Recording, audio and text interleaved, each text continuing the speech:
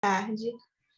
Sejam bem-vindos à 7ª edição do Congresso Interdisciplinar de Pesquisa, Iniciação Científica e Extensão Universitária do Centro Universitário Metodista Isabela Hendricks. Uma alegria muito grande acolher vocês pesquisadores nesta banca em questão. Uma alegria e um orgulho muito grande para nós, num congresso que reúne pesquisadores de diferentes regiões do Brasil, e que com a ajuda, o empenho, a contribuição de vocês, chega à sua 7ª edição, ininterrupta, né? Principalmente porque ainda atravessamos esse momento de pandemia e, de certa maneira, por causa da pandemia, estamos fazendo os congressos científicos de maneira online, né? Esse ano estamos de maneira, vamos dizer assim, híbrida. As bancas de apresentação de trabalhos com pesquisadores de diversas instituições online, as nossas palestras no modo presencial. Essa banca aqui hoje, né, é um pouco eclética, e desde já agradeço a presença e a participação de todos vocês. Proponho que nós possamos seguir a ordem e ouvir os participantes. Vamos ouvir todos, né, sem interrupção, uma média aí de 12 minutos, estourando 14 minutos. Se for necessário, eu aviso, quando estiver chegando, faltando 2 minutos. E aí, ao final, nós fazemos uma rodada de reações, conversas, discussões, mais para a gente se conhecer e avaliar como que cada um está conseguindo aí os seus resultados. Perfeito? Alguma dúvida? Alguém gostaria de sanar alguma questão antes que a gente comece? Não, está tudo ok, né? Perfeito. Então, vamos então dar início aos nossos trabalhos, começando pelo trabalho A Motivação dos Estudantes de Secretariado sobre a Perspectiva da Teoria da Autodeterminação, dos participantes José Bruno Barros dos Santos e Rosemary Ferraz Sabino.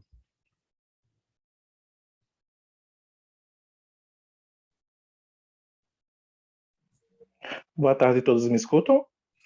Sim, perfeito. Tá, boa tarde, eu sou José Bruno, aluno do curso de Secretariado Executivo da Universidade Federal de Sergipe. Eu apresentarei o trabalho intitulado A Motivação dos Estudantes de Secretariado sob a Perspectiva da Teoria da Autodeterminação, desenvolvido sob a orientação da professora doutora Rosemary Ferraz Sabino. Bom, a formação em secretariado executivo ela é conduzida pela interdisciplinaridade e exige que o estudante desse campo mantenha-se atualizado quanto à dinâmica no mundo dos negócios e aos avanços tecnológicos, o que implica na qualificação profissional para o desenvolvimento das suas atribuições secretariais. O escopo desse profissional que o estudante apresentará para sua empregabilidade inicia durante a sua graduação. Pode passar, por favor, professora? Durante a graduação, o estudante ele precisa realizar algumas escolhas e desenvolver comportamentos advindos de si próprio. E é nesse processo que a motivação é observada como um dos fatores que direcionam a evolução pessoal e profissional do indivíduo, influenciando diretamente na sua aprendizagem e no seu desenvolvimento profissional. E por esta razão, a motivação ela tem sido objeto de estudos de diversos autores. Sobral, com base em Pittrit, aponta 3 categorias gerais de construtos relacionados à motivação na educação. As crenças dos indivíduos em suas capacidades para realizar uma determinada atividade, as suas razões para se engajarem nessa atividade e suas reações afetivas em relação à atividade. Pode passar, professora? Devido à complexidade teórica que envolve a motivação, os pesquisadores abordam a motivação com base em uma teoria específica. Nesse estudo, foi conduzido sobre a ótica da teoria da autodeterminação, proposta pelos autores e pesquisadores Edward Deci e Richard Ryan. Essa teoria postula que o ser humano possui algumas necessidades psicológicas básicas e inatas, e sendo satisfeitas essas necessidades, promovem uma sensação de bem-estar. São elas a necessidade de competência, onde as pessoas precisam dominar as tarefas e aprender diferentes habilidades, a necessidade de vínculo, onde as pessoas precisam experimentar um sentido de pertencimento a determinado grupo, ou a de autonomia, onde as pessoas precisam sentir que controlam os seus próprios comportamentos e objetivos. Diante do contexto apresentado, essa pesquisa ela buscou identificar o perfil motivacional dos estudantes de secretariado executivo à luz da teoria da autodeterminação, utilizando como percurso, para atingir esse objetivo geral, a identificação das variáveis motivacionais dos estudantes de secretariado para a permanência na universidade e a escolha do curso, descrevendo alguns aspectos motivacionais para o desenvolvimento pessoal e profissional desses estudantes e averiguar os reflexos desse perfil identificado para aprendizagem e desenvolvimento profissional. Utiliza-se como base teórica duas temáticas principais. A teoria da autodeterminação, em que se debruça sobre os estudos de Ryan Deci, que são os criadores dessa teoria, e apresenta a base da teoria, os seus princípios que a compõem. Afirma que as pessoas são guiadas por suas necessidades de autonomia. O estudo de Souza e Miranda, que apresenta o contínuo da autodeterminação proposta por Ryan Deci, e a tese de Parra, que apresentam alguns fatores motivacionais para a aprendizagem. E a segunda temática envolve o desenvolvimento de carreira e o secretariado, que tem como base a tese de Sabino, que é uma autora no campo do secretariado e aponta as particularidades da profissão, desde a regulamentação, educação e evolução de carreira. A tese de Paixão, que apresenta a relação da autodeterminação na vocação e desenvolvimento de carreira profissional.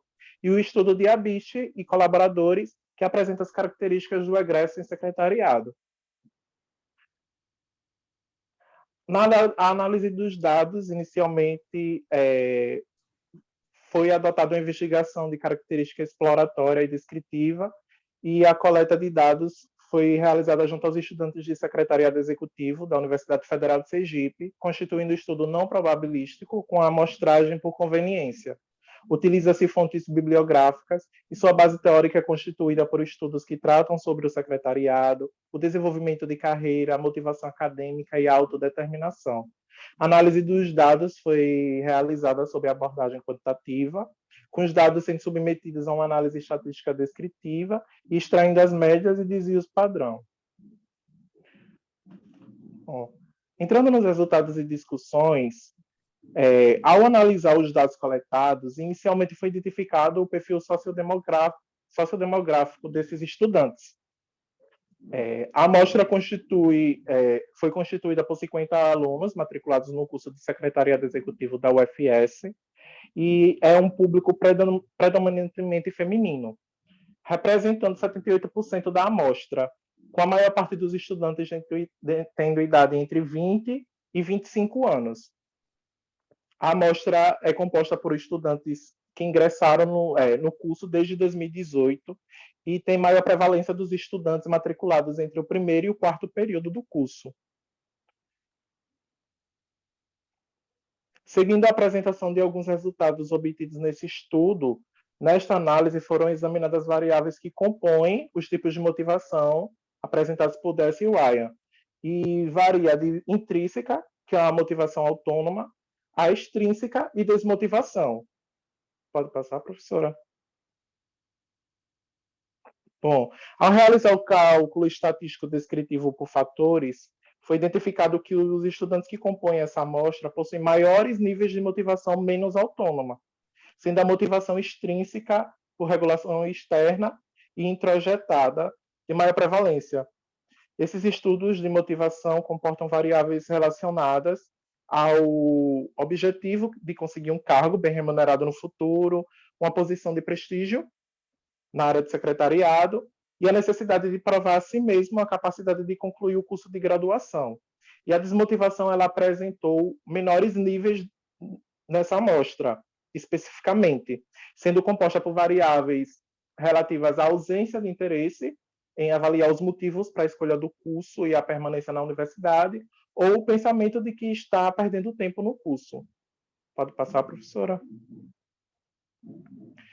Diante dos resultados obtidos, concluímos que há uma prevalência de motivação menos autônoma em todos os agrupamentos realizados de acordo com as características da amostra, principalmente ao identificar que o estudante do sexo masculino apresenta maiores índices de desmotivação do que os estudantes de sexo feminino.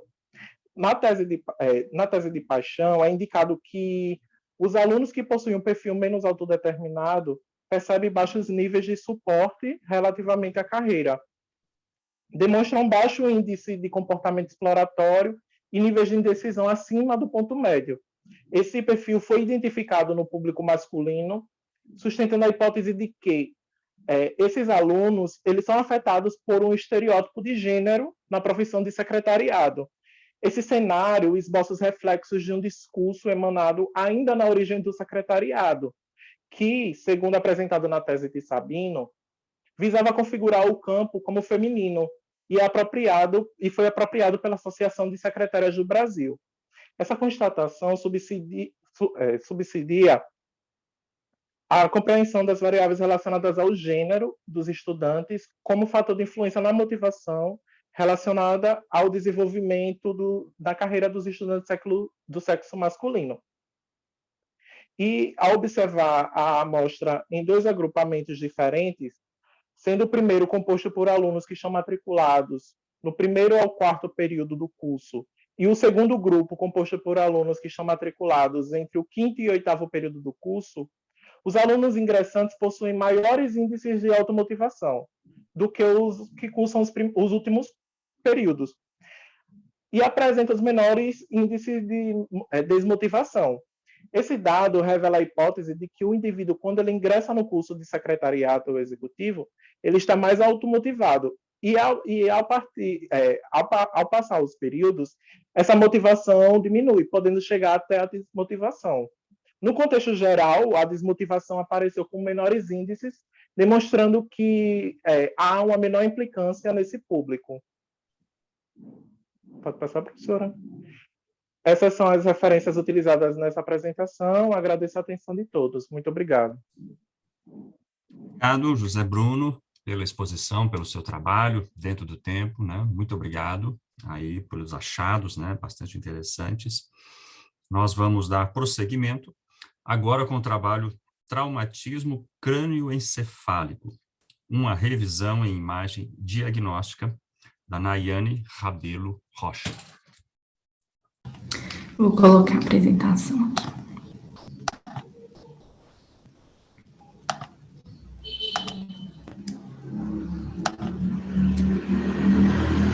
Tá dando para ver? Sim. Peraí. Não, deixa eu ligar aqui.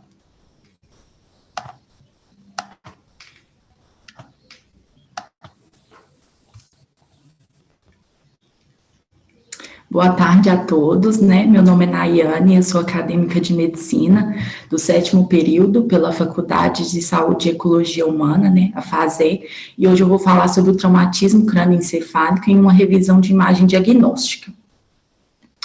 Então, para iniciar, né, o traumatismo crânioencefálico, o TCE, ele é conceituado como qualquer lesão de caráter traumático, biomecânico e molecular que afete o encéfalo, as meninges, os constituintes neurovasculares cranianos, o crânio ou o couro cabeludo, né?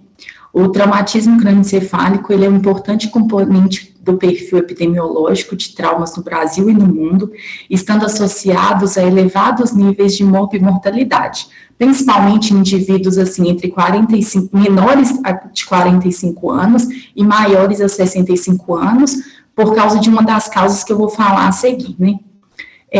O grande impacto do TCE na saúde pública gira em torno dos diagnósticos, né, de traumas muito dramáticos e de perdas socioeconômicas, né, e pessoais, marcadas pelas sequelas que o traumatismo pode causar mesmo. As causas, então, né, uma das principais causas é os acidentes de trânsito, né, os acidentes automobilísticos, que tem prevalência em jovens adultos do sexo masculino, a violência urbana também causada por arma de fogo, por arma branca, né, as quedas E as quedas aí, elas são principalmente em pediátricos ou em idosos, né? Muito comum. Acidentes de trabalho e atividades esportivas, né? Como no futebol, entre outras atividades. Os sinais e sintomas, né? O principal sinal e sintoma aí vai ser a perda da consciência, que pode ser, assim, no minuto após, né, o trauma, ou um tempo depois. A confusão mental também, a amnésia pode ocorrer, mas geralmente é um trauma leve, né? Trauma grave geralmente tem a perda da consciência mesmo. A irritação, isso acontece geralmente em pediátricos, né? Essa irritação ou então a sonolência também pode causar. A convulsão é muito comum, cefaleias fortes, que podem ser após o trauma ou depois de um tempo também. Os déficits neurológicos, né? De acordo com o trauma que a pessoa teve, e o coma mesmo. E isso aí vai ser avaliado nessa gravidade e tal, que pode levar ao coma, numa escala que eu vou falar um pouco à frente. A classificação, né? É uma doença heterogênea, que existem vários tipos, né? E várias gravidades, mecanismos e tudo. E cada uma delas vai ser importante para o tratamento e para a conduta, né, desse paciente. Os tipos de lesões, então. Vão ter 3 tipos de lesões, né? As lesões do envoltório craniano, que a gente pode até ver aí na imagem do lado, né, que é a fratura craniana apresentada nessa tomografia computadorizada. O escalpo, que é mais comum em crianças também. As lesões focais, que no caso são as contusões cerebrais, o hematoma extradural agudo, o subdural agudo, subdural crônico, hematoma intracerebral, e também vão ter as lesões difusas. As lesões difusas são as conclusões, lesão axonal difusa, que é assim muito grave, geralmente não é evidenciada na tomografia computadorizada, e sim na ressonância magnética, e a hemorragia meningea traumática. O diagnóstico, né? O diagnóstico ele é dado primeiramente pela avaliação geral e rápida do trauma. Assim que o paciente chega, a primeira coisa que deve fazer é essa avaliação geral, se teve algum trauma externo, né? Como que o trauma está, onde foi, e rápido, né? Porque a intervenção tem que ser muito rápida, a depender da gravidade. A avaliação neurológica, e essa avaliação neurológica geralmente ela é feita pela escala de coma de Glasgow, que é uma escala que ela consegue classificar a gravidade da lesão, se é leve, se é grave, se é moderada, e a partir daí iniciar a conduta mais eficaz, né? E a neuroimagem ela é indispensável para, principalmente, as lesões graves e moderadas. As lesões leves, pode ser que a neuroimagem seja dispensada, uma vez que o paciente vai estar em casa mesmo, né, vai ser avaliado e vai voltar para casa. E a neuroimagem, ela consta com 2 exames, né, a ressonância magnética, que é o método mais indicado, mas não é o método mais utilizado. O mais utilizado vai ser a tomografia computadorizada mesmo, porque a tomografia, ela é de mais fácil acesso.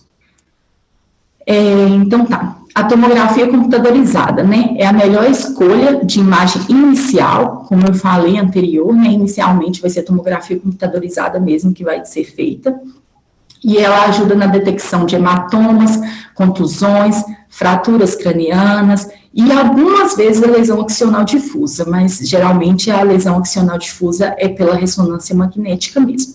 E aí do lado tem uma imagem, né, de uma contusão, frontal, indicada pela seta. Outra imagem também de outras lesões, né, na região frontal, temporal e parietal, tá aí juntamente com edema também cerebral, pode ser observado nas imagens. Oi? A gente não está vendo essas imagens. Não carregou? Não. Agora sim, agora eu estou vendo. É porque eu acho que demora um pouquinho para carregar. Perfeito, obrigado. Carregou agora? Agora sim. Tá, e aí então tem essas lesões, né, várias lesões aí na região frontal, temporal e parietal, que estão indicadas pelas setas, junto com o edema cerebral. Esse aqui é um hematoma, não sei se carregou ainda, me avise. Chegando, ainda não. Eu vou voltar Agora tem uma imagem. Isso, chegou. Entendeu? E esse aí é um hematoma, né, que está também com desvio da linha média. Esse desvio da linha média é super importante, porque muitas vezes, a depender da gravidade do desvio da linha média, o tratamento vai ser cirúrgico, né? Então, é super importante ver aí também, né, não sei se vocês vão conseguir ver, mas tem um desvio da linha média. A ressonância magnética. Ela é super fundamental, assim, para detectar contusões mais sutis, né, lesão axial difusa, lesão de tronco cerebral, é mais sensível do que a tomografia computadorizada, né, para o diagnóstico de hematomas agudos muito pequenos. Então, assim, a ressonância, ela é mais sensível do que a tomografia, igual eu já falei, por isso que ela é, assim, a mais indicada, né. E aqui também tem outra imagem, não sei se carregou ainda. Carregou? Não. Ainda não. Deixa eu voltar e estou me falando que é melhor aqui. Agora sim, 3 imagens, né? Uma imagem A, B, C. Isso mesmo. Nessa imagem aí, né, então, a gente vai ter também os hematomas, que na parte frontal, né, na parte parietal e na parte cerebelar mesmo aí do paciente na letra C, né. E aí, então, isso aí a gente não veria na tomografia computadorizada, e sim na ressonância, né, só coloquei aqui para poder mostrar para vocês. O tratamento ele é feito de acordo com a gravidade. E aí, como eu falei anteriormente, a escala de Coma de Glasgow, ela vai fazer essa diferenciação da gravidade da lesão, né. Então, o tratamento é feito basicamente de acordo com a escala de Coma de Glasgow. Mas tem um tratamento que é fundamental para todos os pacientes, como TCE, mas de nível moderado a grave, né, que é a manutenção da ventilação adequada, a oxigenação, a perfusão cerebral para evitar uma lesão cerebral secundária.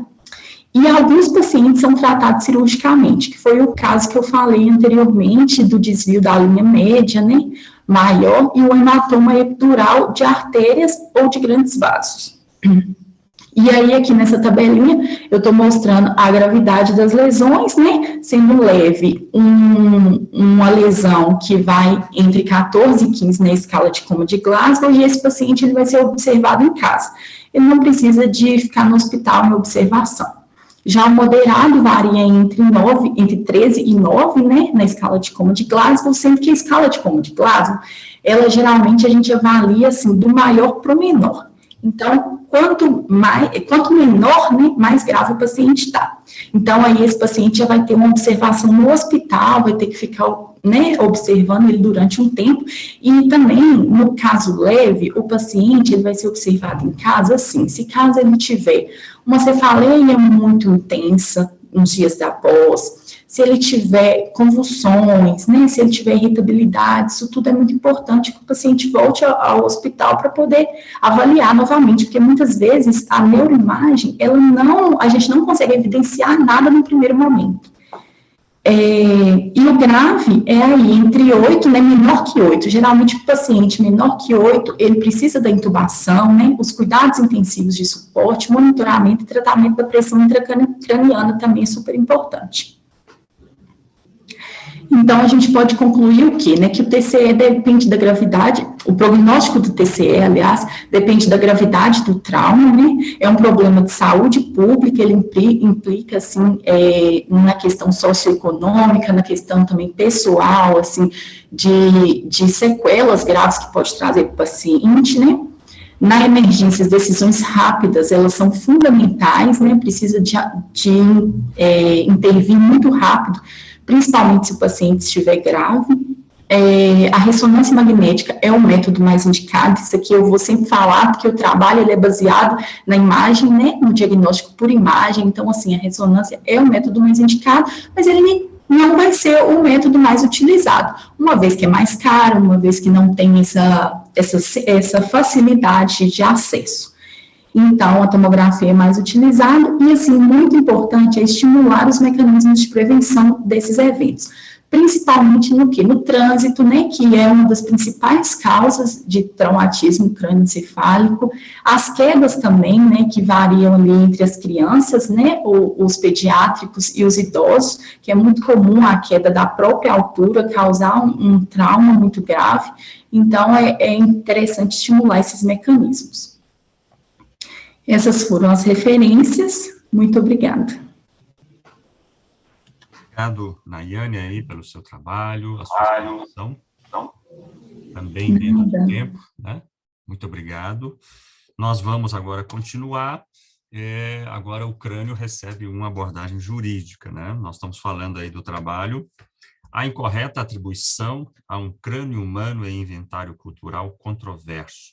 Diálogos entre direito do patrimônio cultural e história, em busca de novas perspectivas de proteção. A Rosana Sampaio Pinheiro.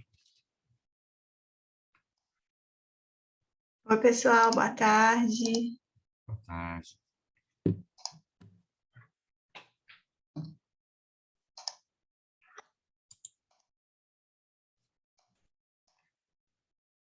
Estão vendo a tela? Tudo ok?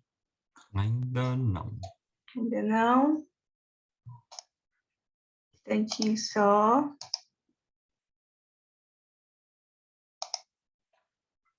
Agora sim. Estão vendo e me ouvindo? Perfeito. Ok.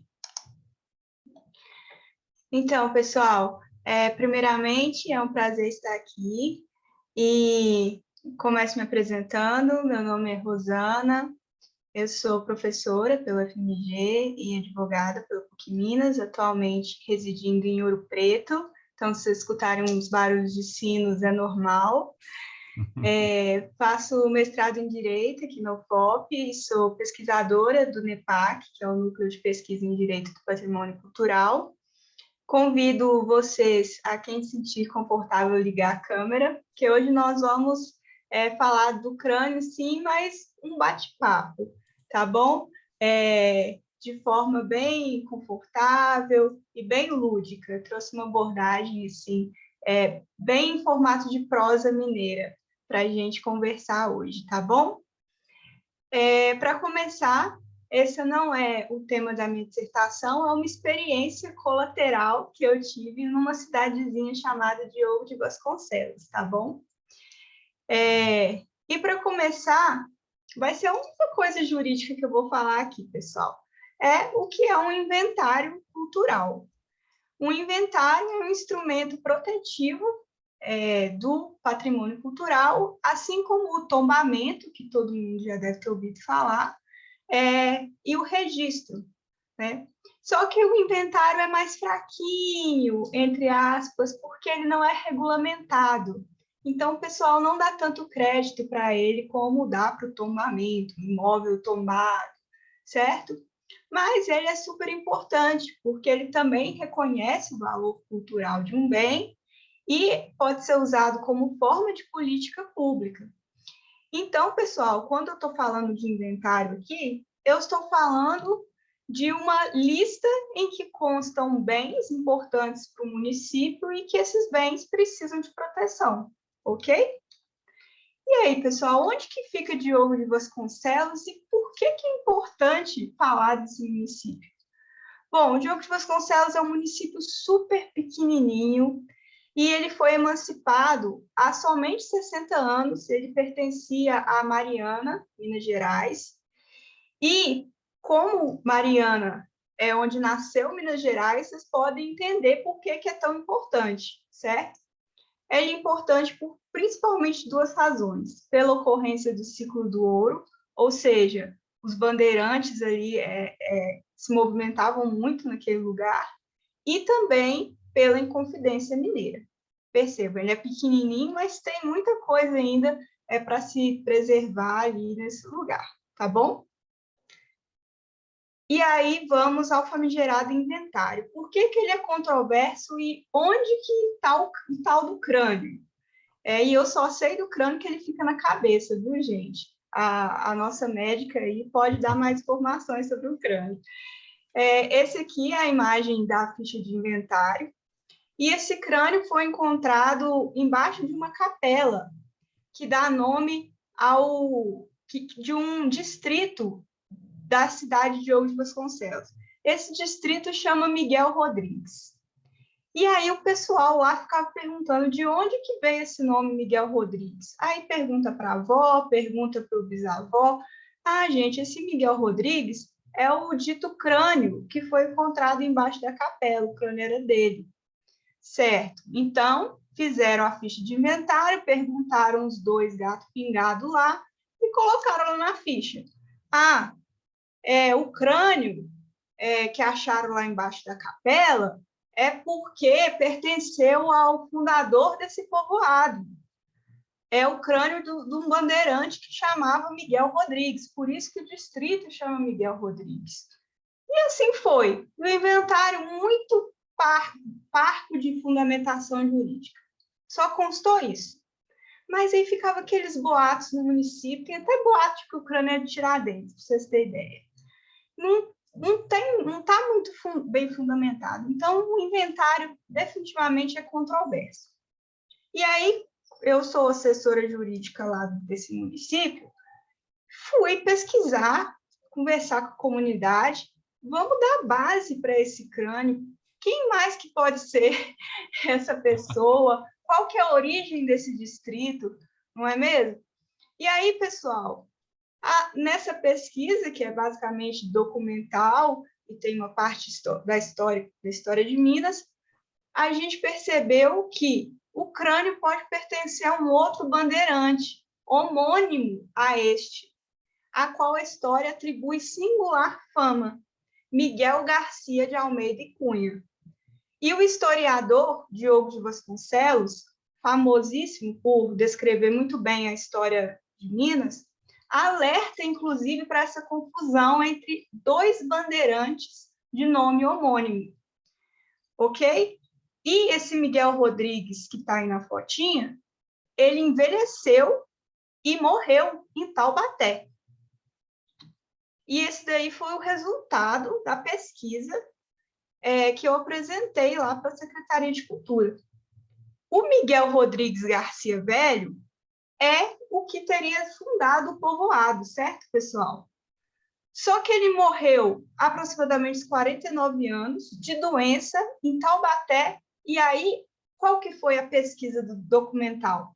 Deixou inventário e testamento. Ele deixou testamento.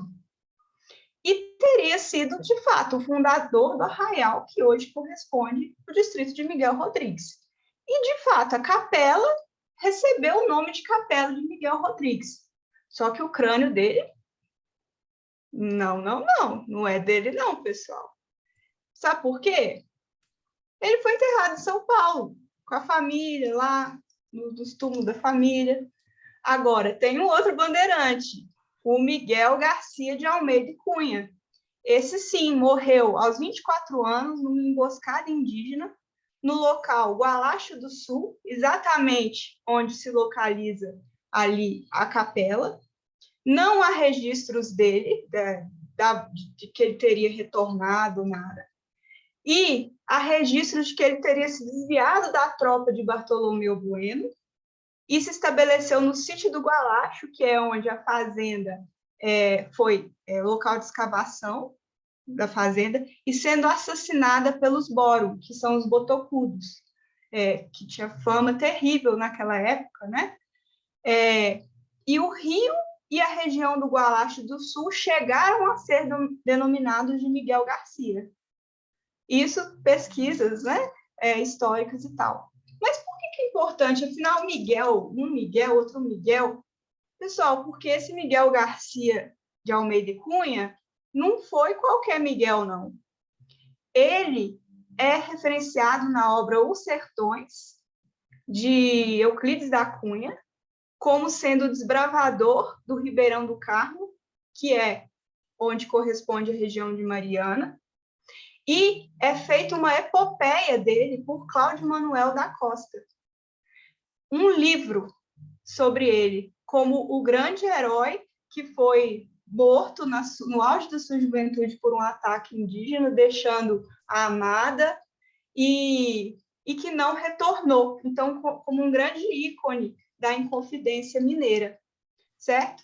E eu vou ler aqui para vocês brevemente, porque eu acho que inspira todo esse sentimento de pertencimento que há na região, que vocês podem sentir um pouco a relevância. O grande rio doce de Igualacho, nos futuros auspícios talvez acho que um pequeno ribeiro o nome guarda, o nome do rio dele. Nas margens suas de nascer não tarda, o grato engenho que decante um dia as memórias da pátria e de Garcia, que levante Albuquerque sobre a fama, que a vila adorne de triunfante rama e dos pátrios avós louvando a empresa, sobre o estrago dos anos deixa acesa a memória de feitos tão gloriosos, crescei para o cercar louros famosos. E aí, pessoal, o que então fazer agora? Né? Já existe a prova documental, então nós precisamos reabrir esse inventário sob uma nova metodologia do inventário participativo, né? Porque o valor cultural pressupõe participação da comunidade, identidade, pertencimento. Nós estamos trabalhando na legislação do inventário, lá em Diogo de Vasconcelos, e aí o tema aqui do nosso congresso, usar a tecnologia com datação por carbono 14, que é possível verificar aproximadamente a idade, que vai ser bastante interessante, e implementar atividades turísticas na região, o que corrobora também a economia local, certo? Então, fazendo um fechamento aí, basicamente é essa abordagem que eu fiz no artigo. Não está fechado, ainda temos frentes para trabalhar, mas é isso que eu queria trazer para vocês hoje. Ok, perfeito. Parabéns, Rosana, né, pela sua investigação histórica, documental, de direito, né? Acredito que o verdadeiro dono desse crânio, né, o seu corpo, né, o restante está se revelando até hoje pela falta de fama. Com certeza. Muito bom. Vamos comentar depois aí, né, como que o que você fez aí para dar início, né, digamos, a essa pesquisa. Estamos curiosos e quem é daqui a região, a gente vai visitar Diogo de Vasconcelos, né? Recomendo. Vamos dar prosseguimento, então. Eu não sei se está conosco a professora Karine. Ela está com problema de saúde. Nós vamos, então, pular esse trabalho, Programa Institucional de Extensão Universitária. Tem alguma aluna que está autorizada a apresentar o trabalho dela? Não, né? Perfeito. Então, nós vamos passar para os trabalhos da psicologia. Vamos, então, acompanhar a intervenção psicossocial com moradores de rua, relato de experiências do estágio supervisionado. Andressa Leal Lana Reis, Carla Cristiane, Eliane Pantoja, Indeniana Rodrigues, Michael França e Maísa Sangi. Quem vai apresentar? Eu vou apresentar. Boa tarde a todos. Boa tarde. Então, nós vamos, né, apresentar esse relato do estágio que nós tivemos semestre passado. Como o professor Aparecido já disse, nossos nomes, eu sou Indeniana, Andressa Leal também é a nossa colega, Carla Cristiana, Eliane Pantoja, Michael França e a nossa coordenadora, professora doutora Maísa Sanji. Pode passar, por favor. Nós vamos começar introduzindo, né, fazendo a introdução, o que é uma psicologia social. De acordo com a Neiva, ela tem um caráter de pesquisação que visa facilitar o bem-estar psicossocial de indivíduos, grupos, instituições, organizações ou comunidades. Ou seja, né, dentro disso tudo que está escrito na introdução, é um processo que visa aumentar a capacidade de desenvolvimento do ser humano, da família e da comunidade. Ele permite que os indivíduos exerçam controle e poder sobre o seu ambiente individual e social. Pode passar. Os objetivos, além de promover a experiência da psicologia clínica, vivenciar também a prática, né, e oferecer um espaço de escuta psicológica, Essa prática, ela nos possibilitou ações como observar, avaliar e fazer intervenções com foco na dinâmica de grupo e produções subjetivas individuais e coletivas na instituição na qual nós fizemos esse estágio. Assim, nós fomos aperfeiçoando, né, a cada encontro, as habilidades de manejo com os grupos e oferecendo um espaço para da escuta psicológica. Pode passar. O método utilizado, nós baseamos no modelo da intervenção psicossocial. Utilizamos de técnicas de entrevista de grupo e oficinas de dinâmica em grupo. O local é uma instituição, né, sem fins lucrativos, que ela foi criada em 2016 e ela atende somente pessoas acima de 18 anos. E a predominância dos atendidos é do sexo masculino. E essa instituição, os principais valores dela é o respeito humano, pautada na ética, o acolhimento, o voluntariado e a crença em Deus. E eles buscam principalmente o resgate da cidadania de pessoas em situação de rua. Pode passar. Essa intervenção, né, nós fizemos com 2 grupos, intercalado de 15 em 15 dias, cada um grupo ia. A gente chegava um pouco mais cedo para organizar os encontros, e a gente sempre, depois que terminava os encontros, sempre deixava o local organizado, assim como nós encontramos, e a gente dividia esse encontro nos momentos de acolhida, aí tinha outro momento intermediário e encerramento.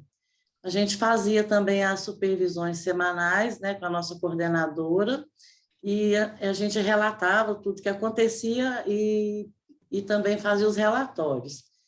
E sempre na semana antes, a nossa professora, ela elaborava a programação para que a gente aplicasse os atendimentos na outra semana. E os materiais, eles sempre eram disponibilizados pela nossa professora e, se fosse preciso, os alunos cooperavam e levavam alguns também. Pode passar? Todos os alunos eram responsáveis por conduzir os encontros, sabe? Não tinha aquela coisa assim, você vai fazer isso, não. A gente chegava, reunia, e todos participavam, a gente tinha uma coesão grupal muito boa, tanto com os colegas, assim como os grupos lá, né, da instituição, e nós sempre pautamos, assim, pela ética e o cuidado com os participantes, porque são pessoas que vivem em situações vulneráveis, né, moradores de rua, e eu acho que, assim, nós desenvolvemos um trabalho muito bom e foi, assim, perfeito. Por isso que a gente está dividindo aqui com vocês. Pode passar? Nós trabalhamos vários temas nos encontros, né? Mas como o tempo é curto, nós vamos, mais no final, falar sobre o tema, o 4º encontro, que é da autoestima, que nós achamos relevante apresentar aqui para vocês. Pode passar.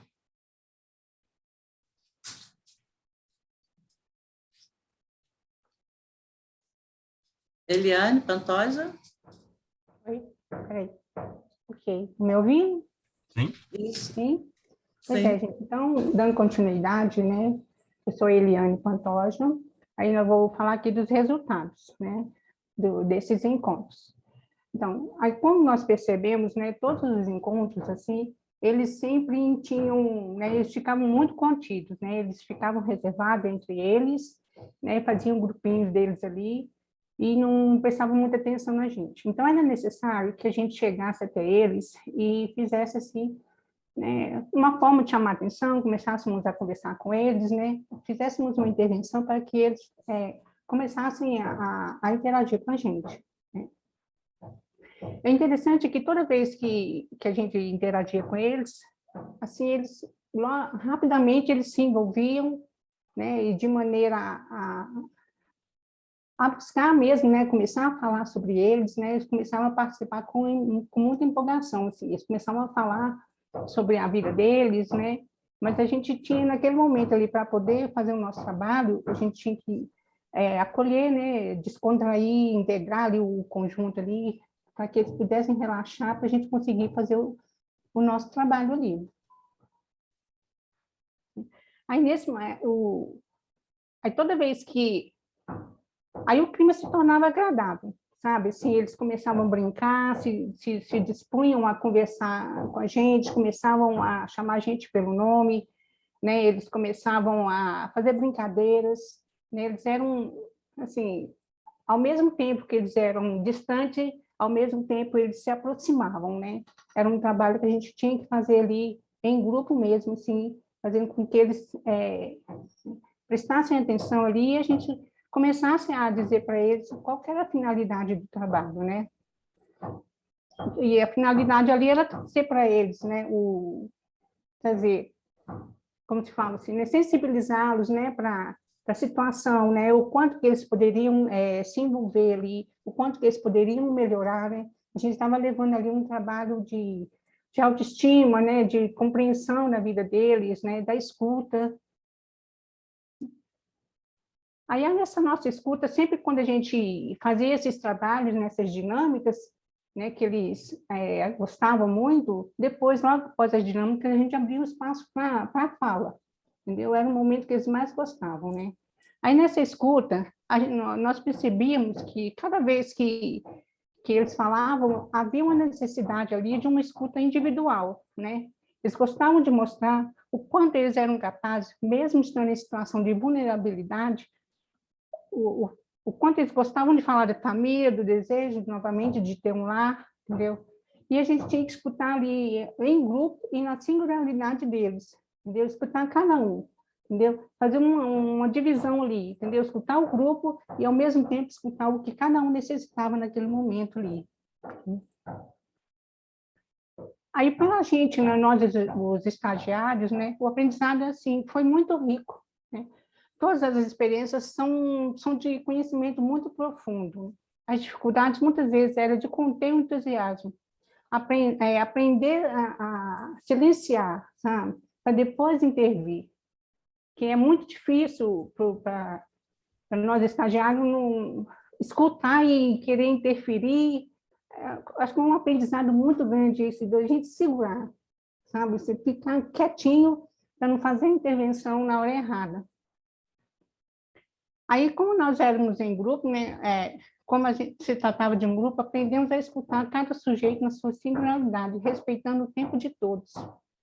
Embora não seja o objetivo do trabalho em grupo, sentimos que a intervenção tiveram um efeito terapêutico, pois os participantes sempre relatavam o quanto eles aprenderam, o quanto eles iriam levar isso para a vida deles, né? Pode ir passando, quem não passou, lá embaixo, as fotos, por favor. Aí são trabalhos que nós fizemos, né, da autoestima. Foi o quarto encontro que nós tivemos da autoestima, né, que foi muito interessante, porque como que foi feita a dinâmica? A dinâmica era uma caixinha de sapato com espelho, e nós pedimos para que eles fossem até lá, entendeu? E olhassem e ficassem caladinhos, né? Não poderiam falar o que era. Até que todos fizessem isso. Após fazerem isso, nós abrimos espaço para que eles falassem. E na fala deles, né, eles sempre traziam, né, igual fizeram, né, traziam família, né, eles falavam de Deus, né, da própria pessoa deles. E depois que eles falavam, né, conseguiram falar um pouco sobre o que eles viram, aí nós pedimos para que eles fizessem fizessem um desenho, conseguissem passar para o papel todo aquele sentimento. Aí saiu essas obras-primas aí, entendeu? Que é uma família, né? Deus, né? Para eles é muito importante. Aí tem aqui embaixo, passa por favor, mais um. Tem essa foto, né? Dessa árvore, que é muito interessante.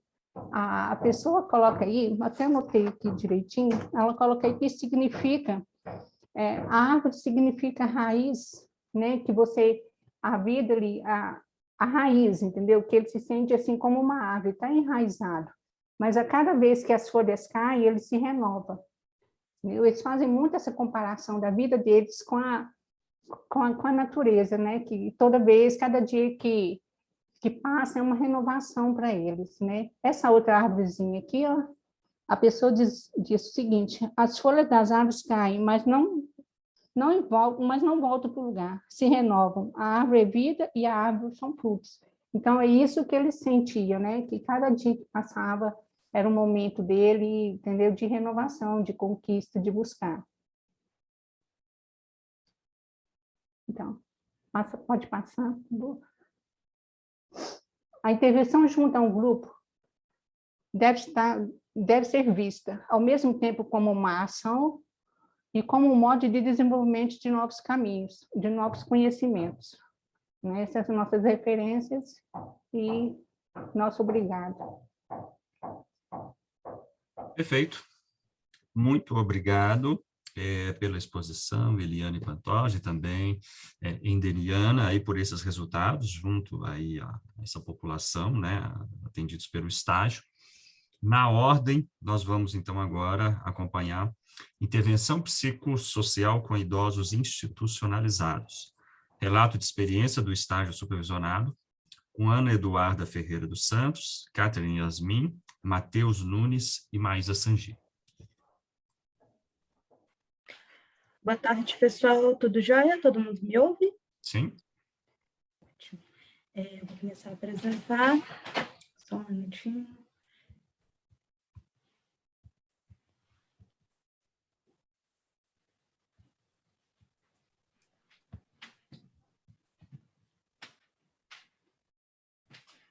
Todo mundo está conseguindo ver? Sim. Bom, boa tarde. Meu nome é Ana Eduarda Ferreira. A minha colega Catherine Yasmin e o meu colega Matheus Nunes, nós construímos o trabalho de intervenção psicossocial com idosos institucionalizados, que foi o nosso relato de estágio do semestre passado, com o auxílio da nossa professora orientadora Maísa Sanji. E nós vamos dividir, na verdade, um pouquinho com vocês como que foi a nossa prática, como que foi a coleta de resultados e essa experiência que nós vivenciamos com esses idosos. Bom, a primeira coisa, na introdução do trabalho, é pensar o idoso, o envelhecimento e as instituições. Porque o idoso, na cultura brasileira, ele é um personagem com uma certa delicadeza. Porque ele é visto como um personagem mais frágil da sociedade, como um indivíduo mais frágil da sociedade. E ele tem um nível de importância que vem a família dele, em primeiro lugar, depois vai vir o trabalho dele, que é de suma importância, e depois vem ele. Dentro de uma cultura já criada, onde nem sempre o cuidado com a saúde, ou seja ela física, seja ela psíquica, não é amplamente valorizado por essas pessoas. Não por algo negativo, nem nada, mas pela criação deles, pela forma de criação deles. Então, eles levam a ideia da família, o conceito de família como algo de suma importância, como algo de grande relevância, como uma forma de a família dele, aquele seio familiar significa muita coisa para eles. O trabalho deles, nós tivemos uma disciplina no 4º período, com a professora, que ela trabalhava um pouquinho essa ideia do que significa o trabalho para o adulto e para o idoso. E o trabalho, ele faz parte ele é tão importante, é como se fosse uma tríade desse sujeito. O trabalho, ele faz parte de quem ele é, constitui a importância, a relevância que esse sujeito tem para a vida dele, para a sociedade. Então, quando o idoso ele vai passando por um processo que ele vai decaindo, que ele não consegue mais ter tanta força de trabalho, isso vai trazendo algo que o incomoda fortemente. E, por último, ele vê ele mesmo. Ele se identifica como indivíduo e olha, poxa, eu não estou mais trabalhando, poxa, meus filhos estão criados, os meus netos agora raramente vêm porque eles estão mais voltados com a minha família, eu não tenho mais tanto contato. Então, esse idoso, ele se vê ali um pouco perdido. E quando a gente traz ele para a instituição, quando a gente pensa nele dentro de lares, dentro de residências para idosos, nós temos uma visibilidade dessa realidade deles de uma forma muito intensa. Por quê?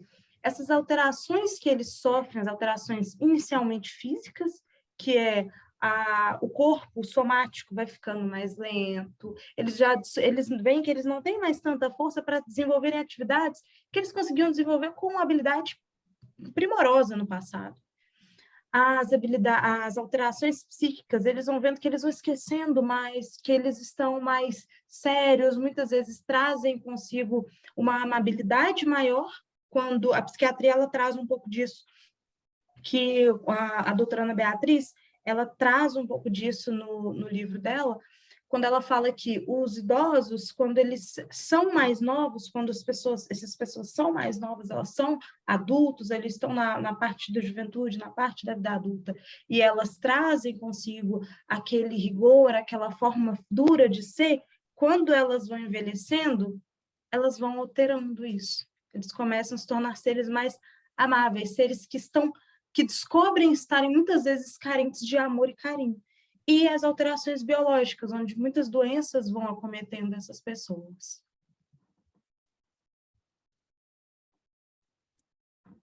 Bom, o nosso trabalho foi uma intervenção, né, psicossocial no lar de idosos, numa região central aqui de Belo Horizonte. A gente foi orientado pela professora Maísa na disciplina de estágio supervisionado do semestre passado. E lá, fora já esse acometimento de ser idoso, de já ter algumas questões biológicas, alguns eram acometidos por doenças mentais. Alguns com algum problema de esquizofrenia, problemas alcoólicos, e a instituição tinha uma equipe multidisciplinar. Tinha os técnicos de enfermagem, os enfermeiros, tinha fisioterapeutas, psicólogos, a administração que cuidava dos agendamentos deles, né, para estar indo nas consultas, e a população desse residencial era de classe média ou classe alta dessa região. Os nossos idosos eram, eu falo nossos porque a gente pega um pedacinho deles para a gente nesse momento, né? Eram compostos por 19 moradores, alguns acamados, e a faixa etária deles era de 64 a 94 anos. Alguns bem mais lúcidos do que outros, alguns não tantos, alguns acamados, e a gente realizou 4 encontros. A gente foi de 15 em 15 dias, ainda fazendo um contraponto com um outro grupo que, né, participava também. E todas as atividades que eram aplicadas lá, a gente antes aplicava em sala de aula junto à professora, com os materiais que ela fornecia para a gente. Pode passar, por favor.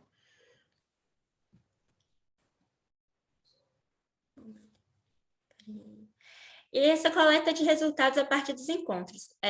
A gente teve esses 4 encontros, como eu já comentei, que é o qualidade de vida, autoestima, resiliência e o encerramento.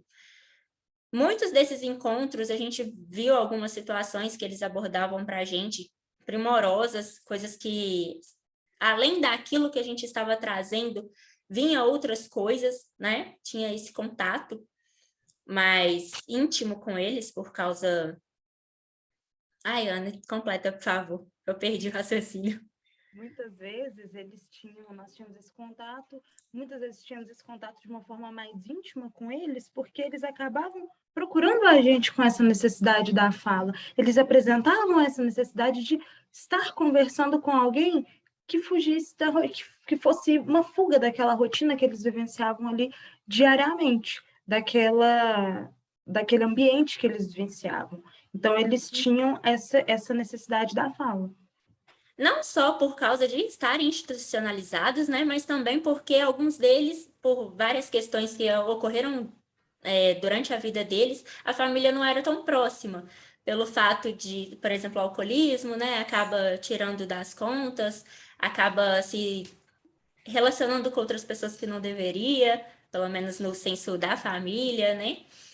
E eles traziam isso para a gente fazia nosso acolhimento da forma que a gente podia, porque não era o principal fator ali, e foram trazendo essas questões, foram sequenciando até chegar ao encerramento, que foi um momento bem complicado para todos os participantes. Pode. Isso. Bom, a gente trouxe algumas imagens dos encontros que a gente fez, e pode passar, Ana. Acho que eu sei que você está passando, né? Alguns desses, pode deixar aí. Nesse segundo encontro que a gente fez, a gente trouxe uma dinâmica a respeito do espelho, a gente trouxe dentro disso também para eles depois, né, de se ver no espelho, depois de trazer essa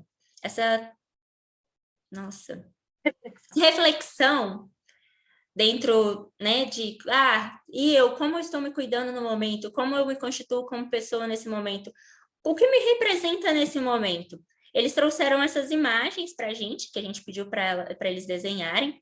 O que chamou a atenção tanto do grupo quanto da professora que estava nos coordenando, né, é esse denominado moita, que é literalmente uma pessoa na moita.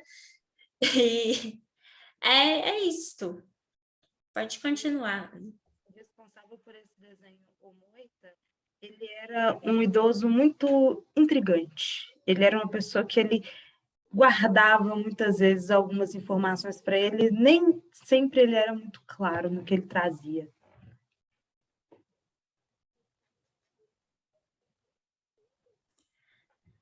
Bom, e o terceiro encontro, que a gente trouxe uma reflexão para eles de como você se vê hoje, né? A gente continuou esse segmento de como você se vê, como você se constitui hoje, o que faz parte da sua vida hoje, o que você ainda tem para se firmar, para ter uma qualidade de vida boa, para você não ter mais um adoecimento nesse momento final da vida, e foi com esse quebra-cabeça.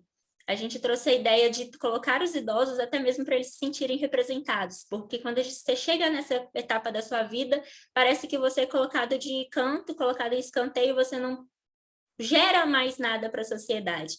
Sendo que, se a gente for pensar, eles têm muito conhecimento para passar e às vezes não tem nada escrito com as vivências deles.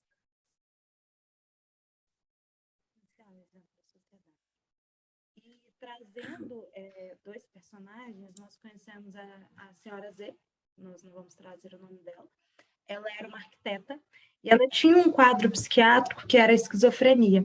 Essa senhora, ela é uma senhora muito interessante, ela me chamou muita atenção. Por quê? Ela tinha um delírio que ela acreditava que uma máfia estava atrás dela.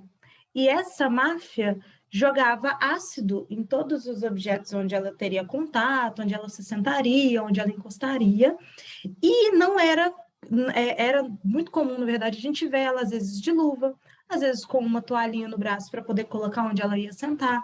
Era muito interessante, e ela trazia algumas questões, assim, muito pertinentes, porque nem sempre parecia que ela estava ali com a gente, parecia que ela estava tão dentro da realidade dela que ela não conseguia voltar para o que a gente chamaria de corriqueiro. E tem o senhor F, que ele é um engenheiro civil, ele foi um engenheiro civil, e ele é responsável por umas pinturas maravilhosas que tem lá dentro do lar, lá dentro do residencial, e ele pinta, tinha uma imagem de Van Gogh, da Noite Estrelada, que honestamente estava tão bonito quanto a de Van Gogh. Ele é um exímio pintor. E ele tem um quadro psíquico de demência avançada e delírio. Ele acreditava que ele iria se casar com a psicóloga responsável por atender os idosos lá no residencial. E ele, quando isso foi retirado dele de uma forma por outros profissionais que não sabiam ainda como lidar com ele, esses profissionais falaram com ele, não, você não vai casar com ela, não. Ela é psicóloga, ela não é sua namorada e tudo. Quando isso foi retirado dele, ele caiu em um adoecimento, em um quadro depressivo. Ele não saía, ele não tomava banho, ele não se cuidava, porque aquilo se tornou algo muito importante para ele. E a psicóloga que trabalhava lá, ela veio e falou, gente, vocês não tiram a realidade do sujeito assim, vocês permanecem com essa realidade. A gente vai controlando essa realidade dele, porque isso é relevante para ele. Bom, nós tivemos algumas experiências, como principalmente a harmonia do grupo, do nosso grupo, nós três, enquanto elaboradores e realizadores do trabalho. Essas experiências, essa harmonia do grupo, ela trouxe um pouquinho de conhecimento para cada um de nós três, onde cada um ia encaixando, ia conseguindo trazer isso e falar assim, olha que relevante que é várias pessoas verem de forma diferente um mesmo acontecimento. E essa vivência dicotómica entre nós sermos estudantes e o nosso ser pessoal, o que isso agregou tanto na esfera estudantil, que é o que a gente está apresentando para vocês, e o que isso agregou na nossa esfera pessoal, o que isso trouxe, como que essas reflexões, elas perpassaram a nossa vida. Essas pessoas viajaram o mundo, saíram da caixinha, elas saíram de lugares que às vezes não eram nem muito bem projetados para que elas fossem, que elas pudessem sair, e elas foram lá para fora. E hoje, quando você vê, por exemplo, uma senhora que foi montar o quebra-cabeça do nosso terceiro e último encontro, que foi o encerramento, ela havia sido professora infantil. Quantas milhares de vezes ela não montou um quebra-cabeça? E no nosso último encontro ela não conseguia montar, devido a um quadro de Parkinson avançado. E, assim, essa harmonia do grupo fez com que eu e a Catherine conseguíssemos, não, peraí, vamos levar dessa forma, vamos trazer dessa forma, conseguíssemos ir acalmando ela.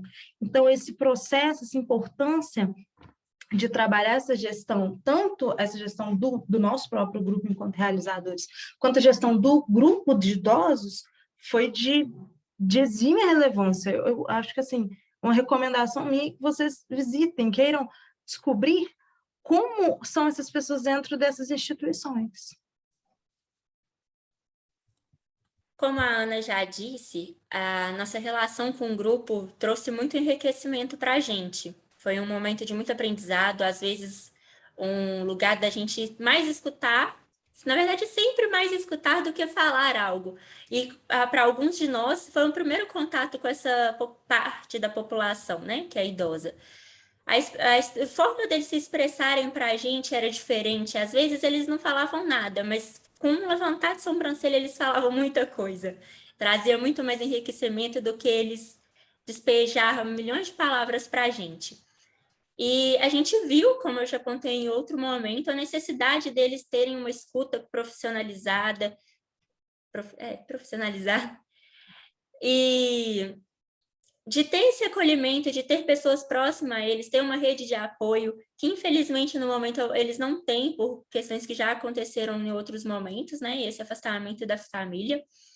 Mas a gente agradeceu pela oportunidade de estar lá com eles, e a gente agradece novamente de estar aqui mostrando esse trabalho. E eu volto a fala para a Ana. Bom, nas nossas considerações finais, nós escolhemos uma frase do Sigmund Freud, que ele fala: só a experiência própria é capaz de tornar sábio o ser humano. Então, a gente pode ver como a diferença entre informação, conhecimento e sabedoria, ela foi essencial dentro desse processo do estágio. Porque a informação nós tínhamos, o conhecimento ele era lapidado ali junto com a professora. Então, a informação e o conhecimento foi muito bem passado pela nossa coordenadora, mas a nossa sabedoria dentro daquele processo, a coordenadora ela não conseguiria passar isso para a gente. Somente a vivência própria dentro daquela instituição seria capaz de trazer isso para a gente, seria capaz de trazer aos nossos olhos o que é o processo de envelhecimento.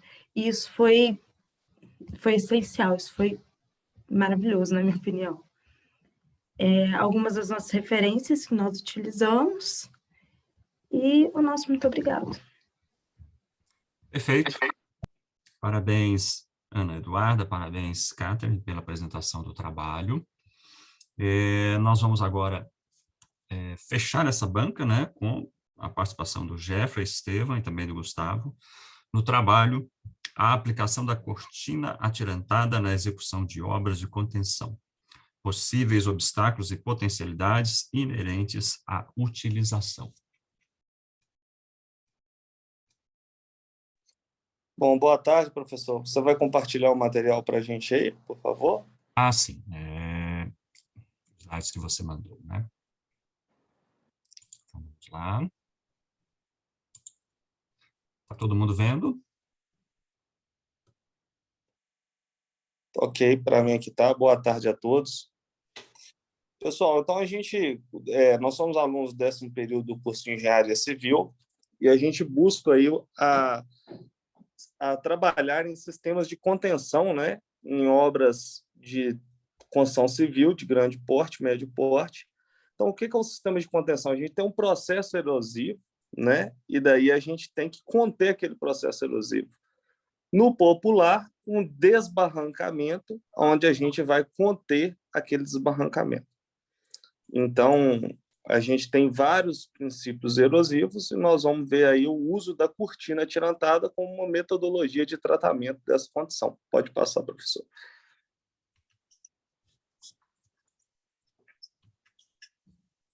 Então, daí, um texto dizendo o que é uma cortina atirantada. Uma cortina atirantada, ela se constitui de um paramento de concreto com elementos ativos, né? São tirantes. Então, o tirante ele é um chumbador de aço, que ele é injetado através de um processo com injeção de nata de cimento, água e cimento misturado em um fator 0,5, ou seja, você tem 25 litros de água a cada 50 quilos de cimento, aproximadamente, dependendo do projeto, mas esse é o mais usual, né? Nós temos essas ancoragens pintadas com uma tinta epóxi para proteger essas barras. Esses elementos eles são ativos, eles sofrem carga em cima do paramento. Então, essa carga, essa parede de concreto, ela fica protegida. Então, daí o termo de cortina atirantada, né? Ele tem umas inclinações de perfurações, né? E umas variações de espessura, onde esse paramento de concreto ele não é tão espesso como se você fosse fazer uma estrutura de contenção de maior categoria. A gente usa um paramento menos espesso com os elementos ativos, que são os tirantes. Pode passar, professor. Então, as etapas construtivas disso, a gente tem as escavações das linhas, a gente tem a execução do concreto, o cravamento de perfil metálico de estabilização, perfuração e inserção de tirantes, né? Cada tirante, como eu disse antes, ele é pintado com uma tinta epóxi anticorrosiva, né, envolvido num tubo de borracha que garante a injeção em 2 etapas, em bainha e fase, para posterior proteção, né? É importante aprofundar os tirantes chumbadores aonde ele passa a cunha de ruptura. Então, antes da gente executar isso, na etapa de engenharia, de construção de projeto, é observar da forma de ruptura daquela estrutura, como o solo se comporta naquela região. Então, nós temos a sondagem, temos uma investigação de características do solo, né? A avaliação do próprio sistema de clivagens com alguns tipos específicos de solo para a gente determinar essa curva de ruptura, essa cunha, e daí fazer com que os tirantes ultrapassem essa cunha, onde a gente protege o paramento, que é o muro de concreto, e nele a gente consegue fazer a estabilização. Pode passar, professor.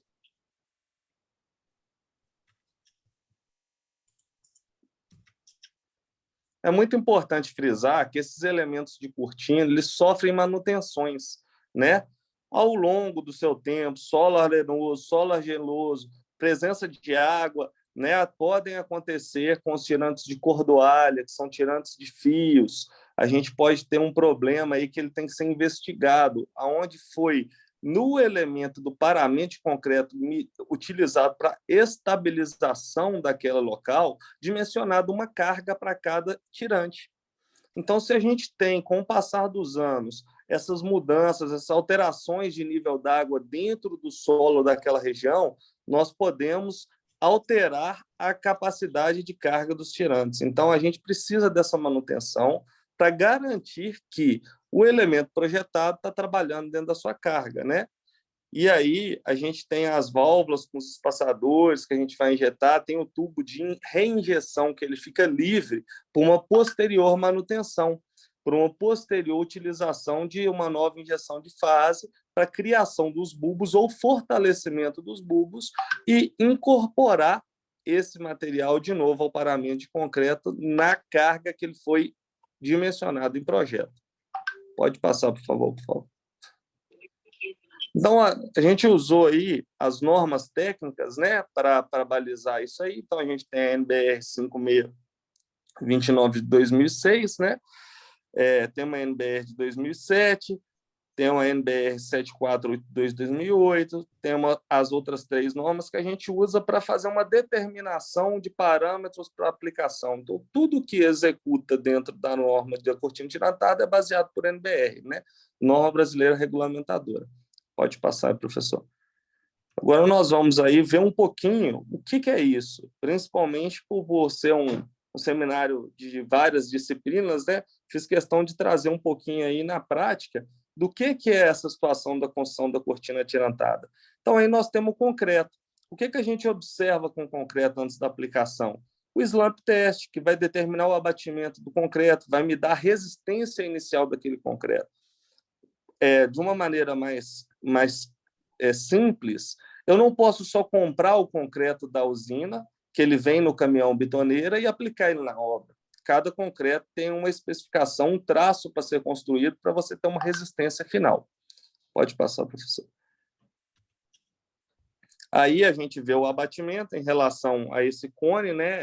É um ensaio que ele é normatizado, e aí a gente consegue ver aí esse abatimento é uma relação água-cimento que influencia diretamente na resistência final do concreto. Pode passar. Aí nós temos a tão falada cortina atirantada. Nesse modelo de execução, uma das únicas que ela é feita numa condição descendente. Então, a gente constrói ela de cima para baixo. E a gente tem a escavação em nichos alternados, para que a gente não cause, durante a construção, uma desestabilização maior do que o que a gente quer fazer.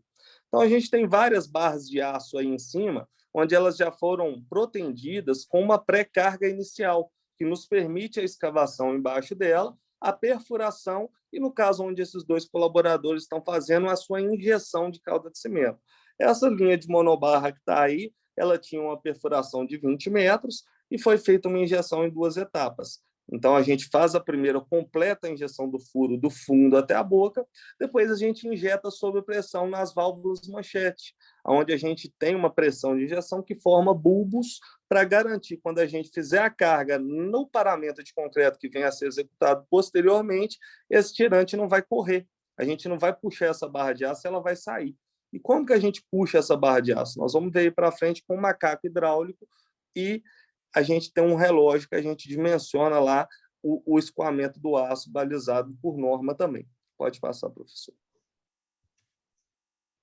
Aí nós temos as escavações dos nichos, né? Depois da injeção dos tirantes, a gente já consegue ver alguns pequenos bulbos do lado de fora.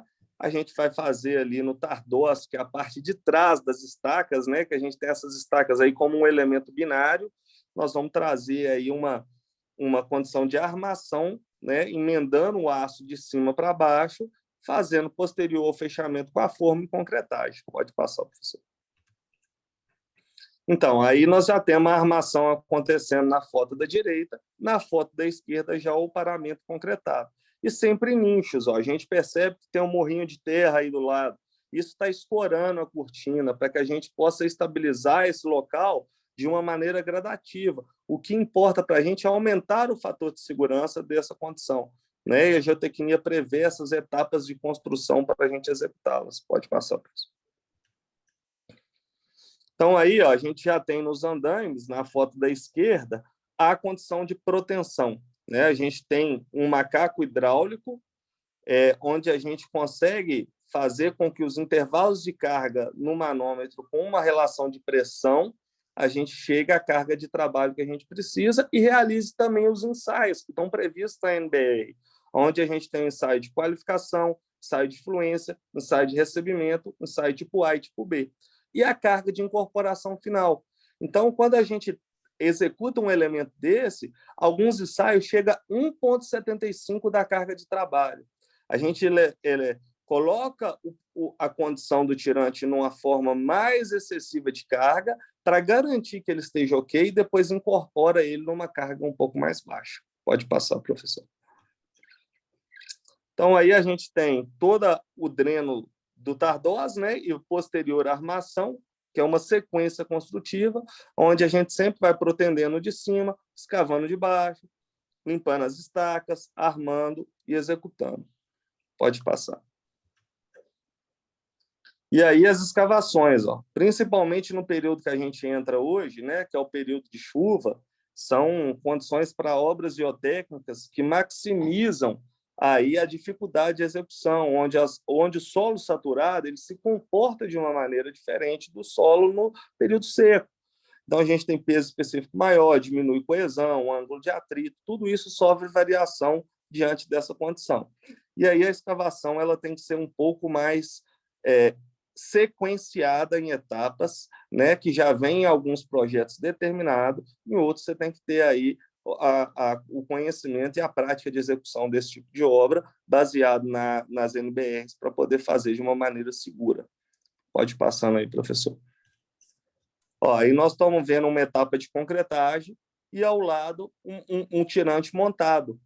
Essas pequenas tubos de PVC com tubo preto são as válvulas manchetes, onde a gente desce com a haste de injeção e regula a pressão de injeção para a abertura das mesmas. E, com isso, a gente forma o bulbo. O bulbo nada mais é que, basicamente falando, uma esfera de concreto no fundo a cada 50 centímetros desse tirante para fazer com que, quando a gente tracionar o tirante, a gente vai ter uma condição melhor. Pode passar aí, por favor, professor. E, por final, a gente tem aí a etapa dos ensaios e a proteção, que é o que me dá a cortina pronta. A cortina em uso, a cortina com o problema de estabilização de encosta ou de taludes resolvido. Depois de todos os tirantes testados, esse andaime aí mostra que a gente monta para um estudo com os macacos hidráulicos, facilitar o acesso em cada nível. A gente, posterior a isso, vai fazer o quê? A gente corta o tirante numa condição que, se for necessário você fazer um novo teste ou quando for realizar a manutenção, você consiga emendá-lo com uma luva para fazer e faz uma capinha de concreto, um capacete de concreto na ponta dele, para que a gente não sofra com água, não tenha esse problema aí de estar deteriorando esse material nobre, né, que é o aço e o concreto que a gente colocou aí. Pode passar, professor. E, no final, nós temos aí um sistema de estabilização, que é a cortina pronta, aí em 3 etapas, né? E aí segurando uma linha férrea. Então, é uma estrutura que não é barata, é uma estrutura que tem um custo elevado, mas é uma estrutura que resolve em onde você não tem muito espaço. Então, a gente observa aí que tem uma comunidade embaixo dessa estrutura e a gente tem a linha férrea passando a montante em cima. Então, a gente, com pouco espaço, tem que resolver o problema de instabilidade do local. Uma das metodologias mais indicadas é o uso da cortina tirantada. É isso. E, por final, nós temos aí as referências, né, desse trabalho, dessa pesquisa, e termino por aqui. Fico à disposição. Perfeito. Muito obrigado, Gustavo, e também ao Jeffrey, a apresentação do trabalho. A professora Karine não veio, então nós queremos agradecer todos os participantes e vamos abrir para o nosso momento. Professor, cheguei. Cheguei. Professora, até que enfim. Eu tinha já Acabei de dito chegar. que você não viria. Eu estava em aula, professor. Tudo bem. Então, nós vamos ouvir a professora Karine para nos falar sobre o Programa Institucional de Extensão Universitária, a transmutação do projeto de pesquisa e extensão, direito ao desenvolvimento como direitos humanos das comunidades tradicionais. Deixa eu permitir, professora Karine, você compartilhar aí seu slide. Pode testar. Não, eu não vou usar o slide não, tá, professor? Minhas palavras são bem rapidinhas aqui. Tá. Fique à vontade, então. Pode ficar tranquila. Deixa eu só aumentar o meu volume aqui, porque eu abaixei. Um pouquinho. Todos me escutam bem? Sim. Estão me vendo também? Sim. Então, primeiramente, boa tarde a todas e todos. Eu peço desculpas aí por estar chegando agora. Eu estava numa aula, né? Eu estou fazendo uma aula aí enquanto aluna, tá? E eu precisava estar presente nessa aula. Hoje, gente, eu estou até de atestado, eu não estou muito bem. Já até tinha comentado isso com o professor José Aparecido, então Estou meio desmaiada, assim, não estou muito boa, não, tá bom? Mas o importante aqui é estar com vocês nesse momento. Desculpa, porque eu gostaria de ter ouvido os trabalhos de vocês, né? Aqui estão vários participantes. E, professora, aqui nós temos participantes além casa, fora do Isabela? Sim, temos pessoas aqui de Sergipe, tinha uma colega sua da Universidade Federal de Ouro Preto, gente da FASÉ, com o trabalho de medicina, alunos da professora Maísa. Sim. Como sempre, e agora há pouco, né, tivemos um trabalho de engenharia apresentado pelo Gustavo e pelo Jeffrey. De onde vocês são, Gustavo? Qual instituição? Nós somos de Isabela Hendricks, somos aluno do Alexandre, nosso coordenador. Perfeito. Que bacana, gente. Sempre então, nós estamos... essas bancas. A banca está bem diversificada, com uma turma boa, né? Isso que é importante. Gente, eu não vou me delongar muito, não, tá? O meu trabalho, como já anunciou o professor, ele é... Peraí, deixa eu só abrir o trabalho aqui. Ele, na verdade, ele se refere a um grupo de pesquisa que já vem se desenvolvendo há mais tempo aqui no Isabela Hendricks, tá? Sou professora da casa, já há 14 anos, né, professor? A gente nem gosta de falar esse tempo que a gente está na casa, não, né? Mas, porque isso aí remete à idade do professor. Mas já há 14 anos eu leciono aqui no Isabela Hendricks, né? E também estou, desde 2016, à frente do Núcleo de Prática Jurídica. Esse programa é um programa, assim, que ele é um programa que inicialmente seria um programa de pesquisa, mas ele tomou um viés de extensão nesse tempo todo aí nesse tempo todo de projeto, que começou aí em 2018, tá? Então, claro que devido à pandemia, nós tivemos aí alguns problemas no desenvolvimento do projeto, e agora estamos tentando retomar as atividades. Amanhã mesmo eu já estou com agenda, se eu estiver bem, para poder ir ao Quilombo, porque esse projeto, a gente trabalha com um quilombo que não é aqui de Belo Horizonte, sabe? É um quilombo rural, está localizado na cidade de... Nossa, fugiu a cidade aqui. O quilombo chama Cachoeira dos Forros, na cidade de Passatempo, tá? A respeito das atividades do quilombo, que a gente desenvolve no quilombo, eu vou falar bem rapidamente, porque não é o objeto deste trabalho que eu estou apresentando agora. Mas já faz tempo que nós estamos desenvolvendo... Só um minuto, gente. Perdão. Já faz tempo aí, desde 2018, que nós já temos algumas publicações a esse respeito, desse trabalho que a gente tem desenvolvido nesse quilombo, com viés bastante da inovação social, né?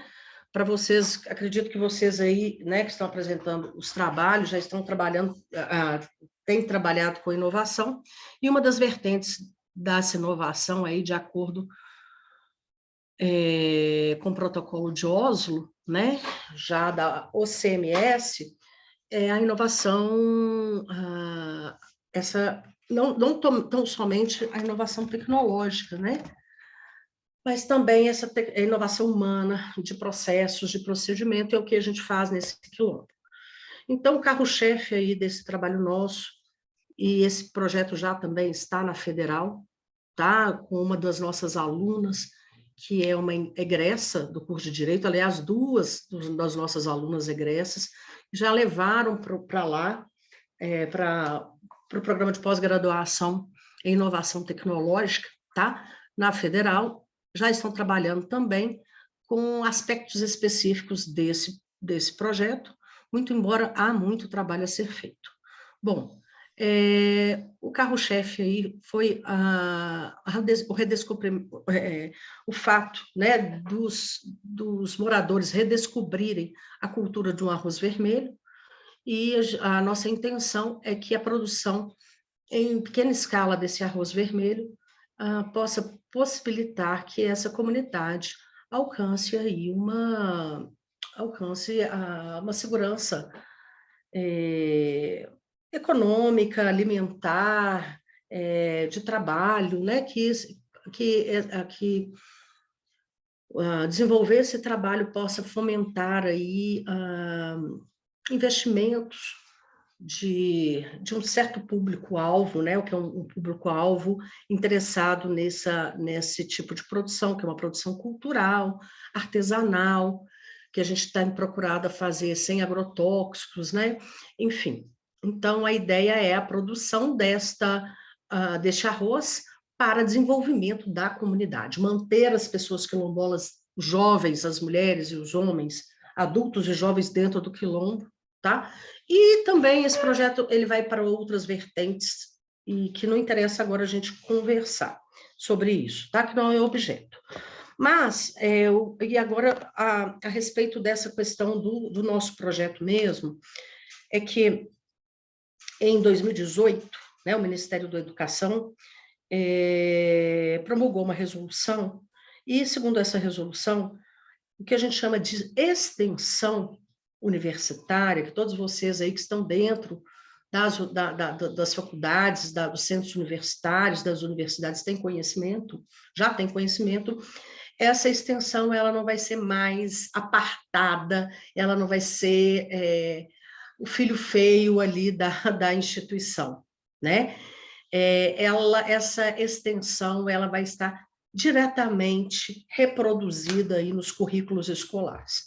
A partir de então, eu deixei de me apresentar aqui enquanto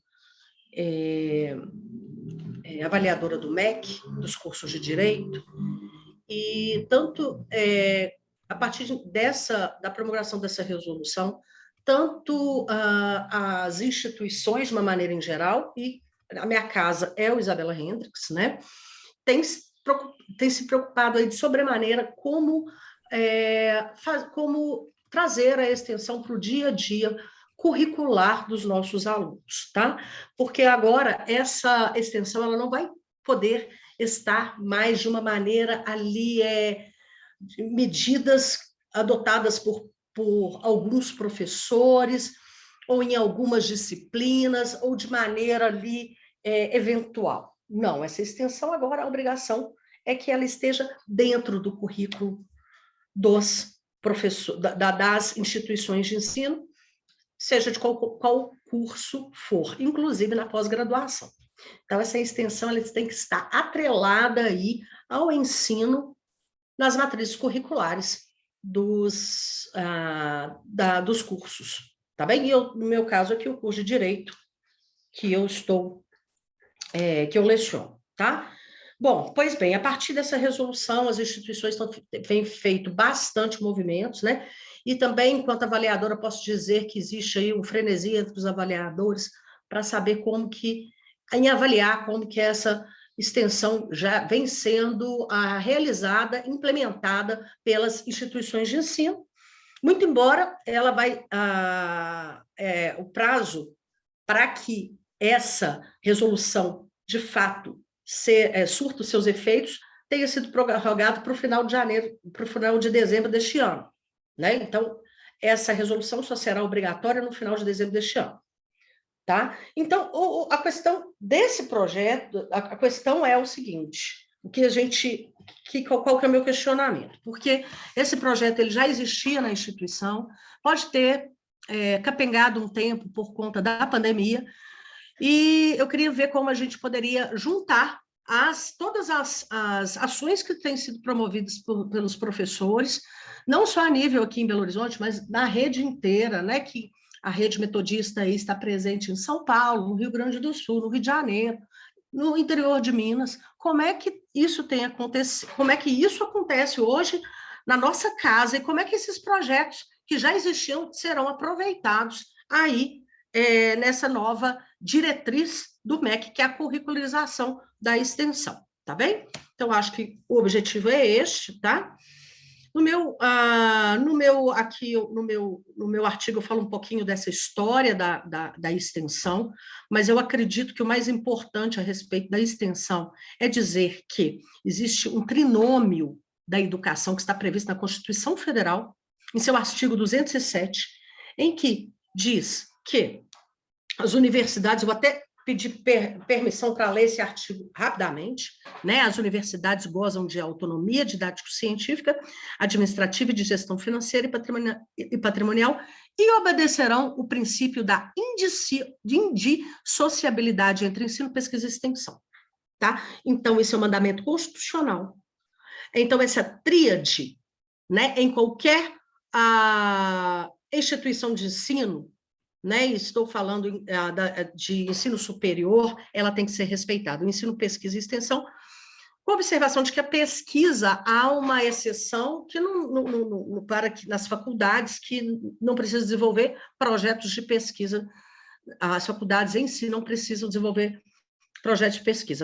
Os projetos de pesquisa precisam ser desenvolvidos a partir da configuração de centros universitários, como é o caso da nossa instituição, tá? Mas, ou seja, o desenvolvimento da extensão curricular, não da maneira que posta pela resolução, mas ela já era um mandamento constitucional, tá? Então, essa obrigatoriedade, ela já vem sendo cogitada, já nos Planos Nacional de Educação de 2001 e 2010, como também no Plano Nacional de Educação de 2014 para 2024, tá?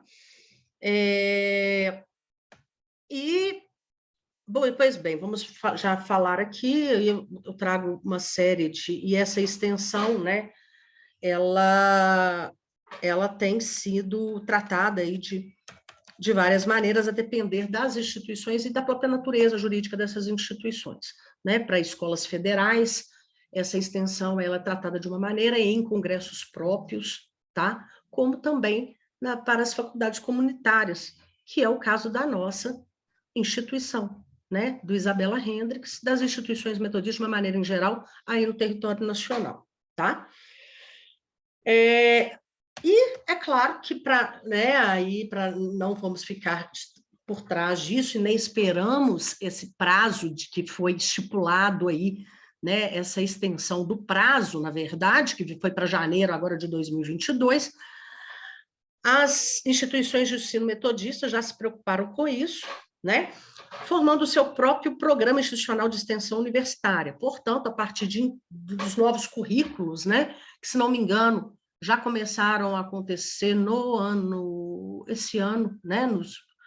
Se não me engano, foi no início desse ano, ou já no final do ano, ou no ano que se passou, a disciplina para se desenvolver a extensão, ela já foi curricularizada nos novos currículos aí das instituições metodistas.